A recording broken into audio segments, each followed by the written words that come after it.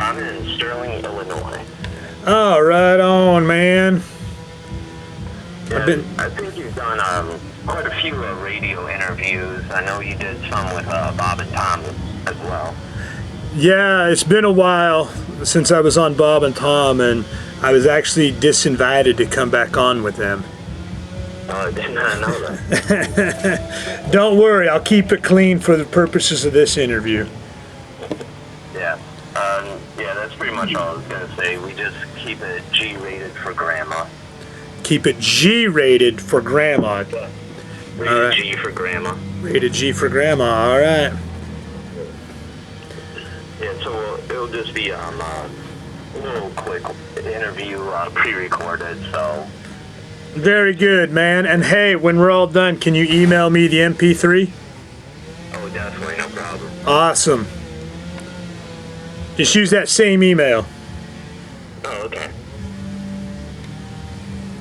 And then do you know when it will air? I'm gonna cut it up tonight, and I wanted to get on the news tomorrow. We also sell those, tomorrow morning, probably play about 7:05, 7:10ish, and I will play, because I do a live show on Friday, so Fridays in the noon hour, I will, of course, mention your dates and everything that you got going on and play it then. All right, well that's cool. I don't really have anything coming up in that neck of the woods. I'm doing a lot of shows out west and north. I've got shows coming up in Michigan, but you can please definitely plug my website. And I also do a daily live video called the 420 Report. I don't know if you can say that or not, but that's G-rated. We can plug that. They can go on my Facebook. They can hit me up on all the social media at the Bar Comic. All right. Yeah, I'll be sure to mention your YouTube, because that's actually how I saw you. Oh, right on. All right. You ready to get into it? Yeah. Would it be possible to shut the door? Yeah, hey, will you shut the door? Yeah. We got the chainsaw guy going on. Oh, okay. Next door. That's all good. You gotta do what you gotta do. The show must go on. Yeah, absolutely. All right, just let me know. Ready when you are. Yeah. And we are joined by JerDog, the comedian. Now, could you tell us how long you've been active in comedy? Yeah, man, I started out in 1995, so 24 years. Probably too long. I did get to see you, actually. I'm not sure if you remember this. Back in 2006, you were in Provincetown. So do you remember any of that show? Yeah, man, 2006, Prophetstown, Illinois, at a place called Keel's Pub. Am I right? Yep, you are correct. Yeah, buddy. I love going to those small towns because whatever it is about them, they're all distinct in their own way, and that's why I'm able to remember things like that. People bring that up to me all the time. Hey, I saw you at such and such a place in 2005, and I'm like, oh yeah, I remember that. And then I'll be able to tell maybe some story of some crazy heckler or something like that. That's probably one of my favorite parts about traveling the country and doing stand-up comedy in places where it doesn't normally go to. It's a memorable event. Now, the great thing that I remember of that is you just had your Road Dogs DVD, or your own documentary that came out. Can you tell us a little bit about the movie that you made and how that process became? Sure. Well, it's along the lines of what I just said. Every show that we were doing, when we were bringing our comedy show, the Grassroots Comedy Tour, to nightclubs, taverns, neighborhood bars, places that are off the beaten path that don't normally have live comedy as an entertainment option, it was probably 90% of the shows, something absolutely crazy would go down. You know, we would do a 90-minute, 2-hour show just like in a regular comedy club, and then stick around for an after party. And that's when we would meet the locals, we would hear the different stories and get to meet the people. And we said, you know, this stuff is, we would tell these stories when we got back home, and people wouldn't believe us about crazy stuff where, Jerry Springer type stories. You know what I'm saying? And so we go, we got to document this. We got to film this. We got to create some sort of content that we can get that out there and show the madness that happens at these comedy nights when we go to places that have never had it before. And that was back before YouTube was even a big thing. So we thought that the idea might be make a full-length documentary movie and then possibly get that on TV somehow. And that never happened, but what it did turn out to be like was a combination of Blue Collar Comedy Tour meets Jackass meets the Blair Witch Project. It's a pretty accurate description of it. Now, the great thing about that is that really did predate a lot of comedy documentaries, like the Comedians of Comedy, and I think even David Tell's Insomniac tour. Yeah, I know. I'd like to say that we're the originators, but they're way more famous, so they get the credit. Well, it's great because actually Dave does make a little bit of a cameo on your Road Dogs documentary. That's right. David Tell is in the documentary, and one of my favorite parts of that is, he's really good at roasts, and that's when you're roasting each other's comedians. That's actually a compliment. Comedians speak a different language, so if you compliment each other, you never know how to take that. But if you are, it could be that they're just saying it just to sort of kiss up to you a little bit. You never know what somebody's motivation is in show business. But among stand-up comedians, when we're roasting each other, that actually means you like each other. The roast is actually the compliment. If you do a Comedy Central roast, that's like one of the biggest honors a comedian can have bestowed upon them. And so when we shoot this movie and David Tell makes a cameo in it, one of the other comedians was opening for him at the comedy club in Iowa, Penguins Comedy Club, Cedar Rapids, Iowa. And after the show, he's like, oh man, he goes, you're probably one of my top 3 favorite comedians. If I ever had a comedian I could open for, it'd be you. And David Tell goes, yeah, or the other 2 or 3. And that was probably one of my favorite parts of the whole movie, is where he's just totally busting this guy's chops. But that meant he liked him. You know what I'm saying? So it was kind of like getting the David Tell stamp of approval. Yeah, it was hilarious. That is one of my favorite parts because, Dave says, or your top 3 or 4 comedians. Yeah. So, what a compliment. You did put a good point in there. Like, if you ever meet a comedian, just tell them that you are their favorite comedian, just no matter what. Yeah. But see, you wrote that same thing to me in an email. I've been a fan of yours for years, but I guess the strategy is just tell them what you think they want to hear, right? Well, I've been a big fan. I've been checking in on you every now and then. So I saw that you had your YouTube channel out there, and of course you can find all of JerDog stuff on JerDogComedy.com, and put in Google JerDog Comedy, and there's all you need to know.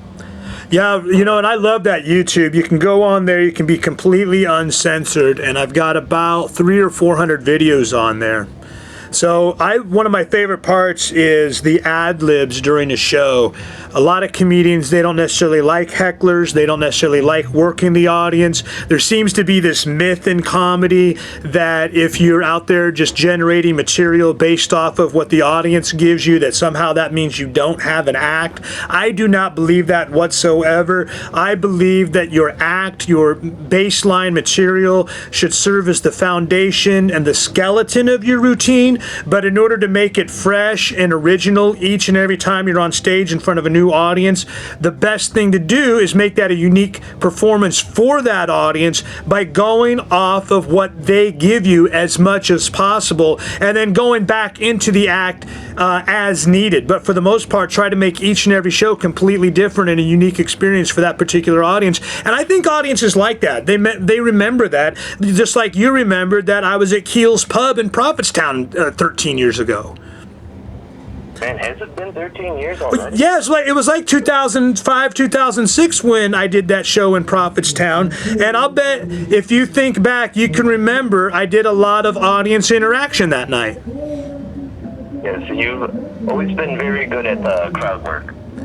Yeah, that's like I said, that's my favorite part of it, and there are comedians that are way better at it than I am, but I try to do that.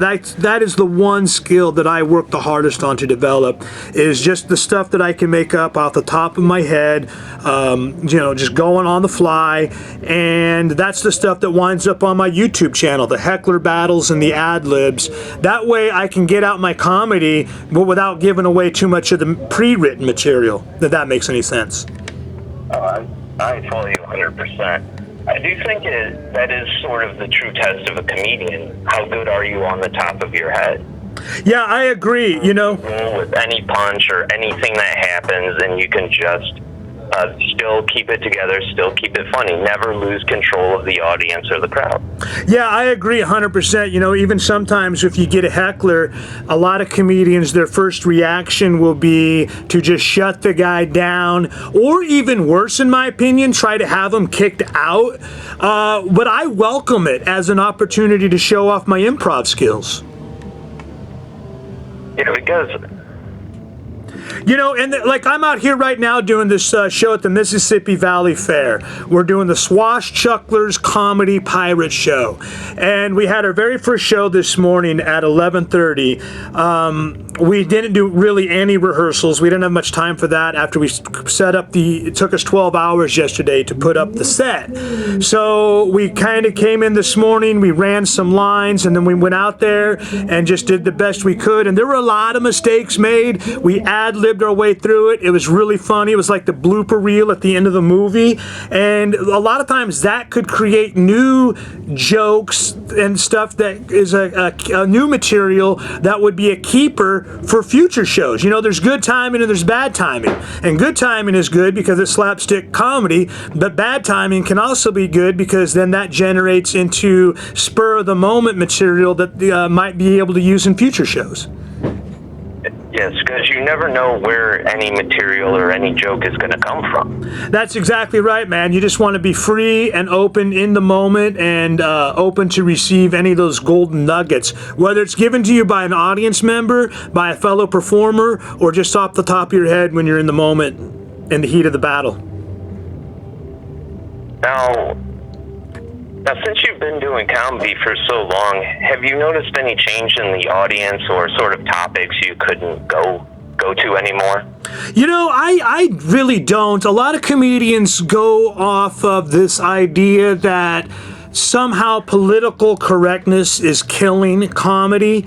I actually disagree. I think political correctness can make comedy better because it does force some comedians to actually write good jokes instead of just trying to be shocking for the sake of shock value. I like guys getting up there being polarizing because they're being themselves to the hilt, but I don't like it when guys get up there and they're polarizing just for the sake of being like some crazy shock jock type of comedian. So but in my opinion, there are no subjects that are off limits in comedy. The only mistake you can make in comedy is not being funny. And even more, as long as it's actually even more than that. As long as you're interesting, the audience will be with you. And sometimes political correctness can give us something as a comedian to rebel against. It can actually create more material. And what I've noticed these days, a lot of times I get on stage and I say, listen, man, my show is full rated R. I don't go for any of this political correct stuff. And they go, yeah, like they'll cheer that on. Audiences want to see you push the envelope. They wanted to see you go right up to the edge of the line without necessarily going over it, but that's also what keeps them on the edge of their seats. Oh, I 100% agree. Because you don't really know where the line is until you cross over it. That's exactly right. And trust me, Andrew, I've crossed the line many times. I've seen the footage. Now, but speaking of the show in 2006 at Provincetown at Keel's Pub, how do you feel knowing that you can influence someone out there and you might not even hear about it for, 10 or 12 years?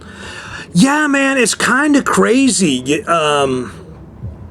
I run into people a lot, like the email you sent me. It's been a while since you've seen the show, but somehow it made an impact that you remembered enough to look me up on the internet and then reach out for to do this interview with you, which I really appreciate, man. So thank you for inviting me on. But I'm always flattered. It always blows my mind when I hear a story, especially if it's another part of the country. This happens quite frequently. I'll be doing a show maybe like in out west, like maybe up in Montana or somewhere, North Dakota, and someone will say, "Hey, man, I saw you in Flint, Michigan," and they'll tell the story. I'm like, "Wow," it's not even, it's 10 years later, and it's on the complete opposite side of the country, and that really is kind of an honor for me. You don't have to be famous, you don't have to be a superstar. I still get the ability to travel the country, and I've got friends everywhere now, man, and I'm quite honored by that. It's quite a thrill. And what got you to eventually go out on the road and go to all these places in the country? I had no other choice, man. I was fired from like 25 jobs, so it's either tell jokes for a living or do nothing. In the street selling pencils, begging for change on downtown Chicago. You know what I'm saying? I had a kid on the way, and I had been doing this Comedy Wild West show for like 10 years. That was a seasonal gig. So what was I going to do in the off season? It was only summer times only when I was doing that. And so, which before I was married, before I had kids, that could pay the bills to an extent, even in the times that I didn't necessarily have frequent gigs or a regular recurring income. So it's kind of like a necessity. You start putting yourself out there. Just go for it, man. And that's what I encourage anybody to do, no matter what they do, whether it's in the arts, whether it's in comedy, whether it's like you in radio, man. Just go for it. Like, go full on. You got to give 100%, because I never wanted to sit back on my deathbed and wonder what if. They say the only thing you regret is the things you didn't do. So it's like, just go full on. People are telling me, "Hey, you got a baby on the way. You got to get a real job now. You got to get a regular job." I'm like, what kind of message is that going to send to my son? Is that because you were born means I had to give up on my dreams and goals and hopes for the future and just go sack groceries for a living? Or maybe the better thing to do would be to go out there, give 100%, and then be able to show that no matter what it is you try, no matter how hard people say it's going to be, it can still be done. Well, I feel like as long as you're giving everything you got and you can pay your bills, support your family, and the audience likes it, then I don't see there's anything wrong with being an entertainer. Absolutely not, man. Your head is not. Some people, their head is in the clouds. They just don't want to do the work. I always say, hey, hard work beats talent when talent refuses to work hard. If you put in your 10,000 hours, you go full tilt. Crazy things are going to happen for you. You can't necessarily plan it out. There is no one path that works for everybody, and I also think that's part of the magic of it. Is it's expect the unexpected and let all those golden gems happen when they appear. Yeah, because I heard from another comedian, he said once you commit fully to it, the universe will take care of you. Yeah, I agree. I'm not so much into that woo-foo type stuff, but that's pretty accurate. I think we're pretty good here. Yeah, man. Now, I was going to give you a plug in, then we'll probably wrap it up here. Okay, cool. Now, for people that want to follow you or see your upcoming dates, where can they find you? Go to the website, JerDogComedy.com. You got my show dates are on there, plus my blog rolled, Twitter feed, Instagram, Facebook. I do all the social media at the Bar Comic. That's really the best way and the most fun way for me to reach people is through YouTube, Facebook, Twitter, and Instagram. Hey, that sounds pretty good. Now, I was kind of wondering, what is Swashchucklers? Swashchucklers is a comedy pirate show. And this is produced by the same company that I did the Comedy Wild West show for so many years. I did it for about 10 years, and then like the story I told you earlier, when my son was born, I decided to give that up because it was just a seasonal operation, go full on national touring headliner stand-up comedian. But now every once in a while, once a year or so, I like to join up with my old crew and get back into action. It's like meeting up with your old war buddies, it's like my fraternity. It's like my second family. So it's just something that I try to make sure I do at least once a year. That's good. Is there a show tonight? Yeah, man, it's actually shows during the day. It's a little bit different. Daytime comedy, it's a little bit different than nighttime comedy. And this is how I learned it, on the streets, doing it for real, where you've got different distractions going off. You got the chainsaw guy next to you. You got an animal show next to you. You got roller coasters going off. And you've still got to learn how to capture the audience's attention, even in those types of adverse situations. It's 90, 95, 100 degrees out. A lot of times comedy clubs, they're set up to be the perfect environment for comedy. Everybody is properly seated. The temperature is very nice and cool in the club. The cooler it is, the more they laugh. There's a legend that David Letterman kept his studio at like 52 degrees or something like that because he believed that the audience laughs more when it's colder. So they laugh less when it's hot. But if you can get out here and do this 5 times a day, every single day, it's like comedy boot camp. And then when I go into a real comedy club where the conditions are perfect, it's deadly. It's just an onslaught, non-stop laughs. That sounds great. So, when do you believe you'll be back in this area to be performing comedy? Probably real soon. I do a show at least once a year, every 2 years over there in Rock Falls at the Eagles Club. So shout out to my Eagles Club peeps. And I do have some shows coming up in Illinois. They're a little further south of Sterling, Rock Falls area. Right now I'm in the Quad Cities. If anybody wants to come out here to this weekend to the Mississippi Valley Fair and catch the Swashchucklers Comedy Pirate Show, it's at 11:30, 2:30, 4:30, and 6:30. Otherwise, just hit up JerDogComedy.com, hit the show dates, and wherever you are in the country, I'll be coming to your area soon. All right, that sounds very good. And I think that will wrap it up for us. But thank you very much for joining. I mean, I know there was a little bit of a phone tag and trying to hunt you down a little bit, but I think it worked out great. Thank you so much for getting back to me. I very much appreciate that. Yeah, you're welcome, man. Thank you for inviting me on your show. It was fun. That was great. Thank you very much. Yeah, can't wait for when you come to the area, man. I gotta see you again. I gotta see the show. Okay, buddy. Well, I've got your email now, so I'll keep you updated. All right, sounds good. All right. Well, I hope you have a great show. I'm gonna get out of your hair. I know it took up a little bit of your time, but thank you very much. Hey, Andrew, it was my duty and pleasure. And hey, when you get a chance, send me those clips, okay? Definitely. All right, thanks, bro. We'll talk soon.